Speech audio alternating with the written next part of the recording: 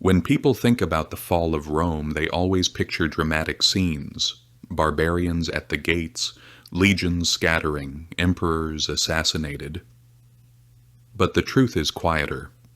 Empires usually don't fall from the outside, they unravel from within. And one of the biggest factors is money. Rome did not collapse only because of invasions. It collapsed because its money collapsed. For centuries, the heart of Rome's economy was the silver denarius. When it was first minted, it was nearly pure silver. Soldiers were paid with it. Merchants demanded it. People stored their savings in it. The denarius was not just a coin. It was trust in metal form. People believed in Rome. That's why they believed in its money. But as the empire grew, so did its expenses. Borders expanded, legions multiplied, wars never stopped. Roads, aqueducts, bureaucracy. Everything required money. Taxes were no longer enough. And the rulers chose the easy path instead of the hard one.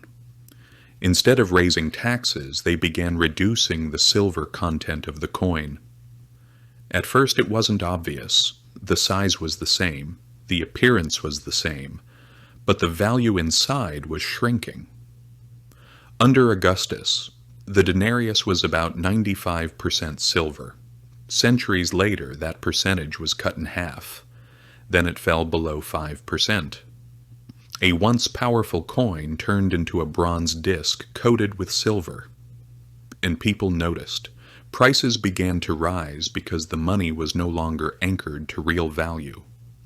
Grain that once cost 1 denarius began costing dozens within a few years. Soldiers started saying, "This salary isn't enough." Merchants refused to accept debased coins. Some demanded gold. Some returned to barter. When money loses trust, the system begins to crack. What did the state do? It printed more. This is a reflex seen throughout history. When money loses value, the solution is assumed to be issuing more of it. But this is a vicious cycle. As trust declines, more is printed.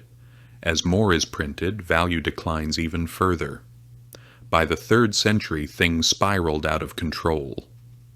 Between 235 and 284, Rome endured nearly 50 years of chaos, invasions, plagues, civil wars. Emperors were killed within months of taking power.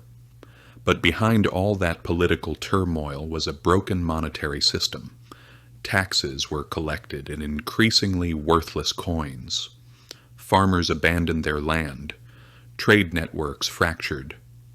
Emperor Diocletian imposed price ceilings. He fixed maximum prices for more than 1,000 goods. Violators faced death. But a worthless currency cannot be made valuable by law. The black market grew. Official trade collapsed.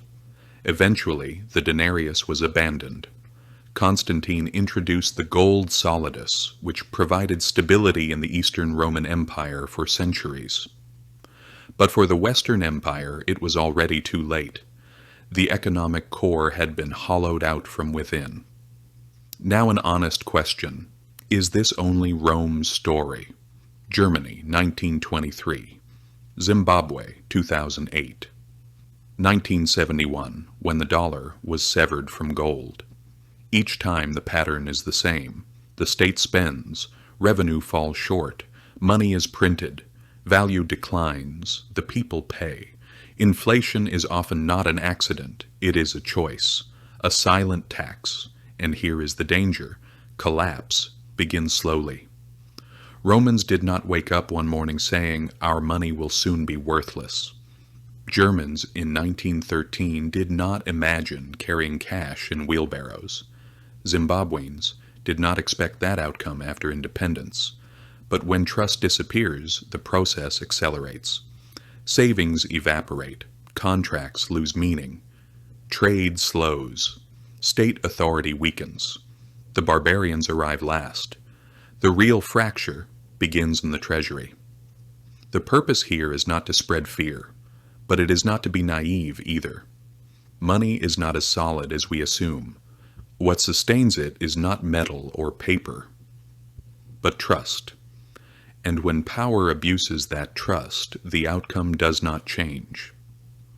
Rome's currency crisis was not just a mistake of the past. It is a pattern. And if you fail to see the pattern, you get lost inside it.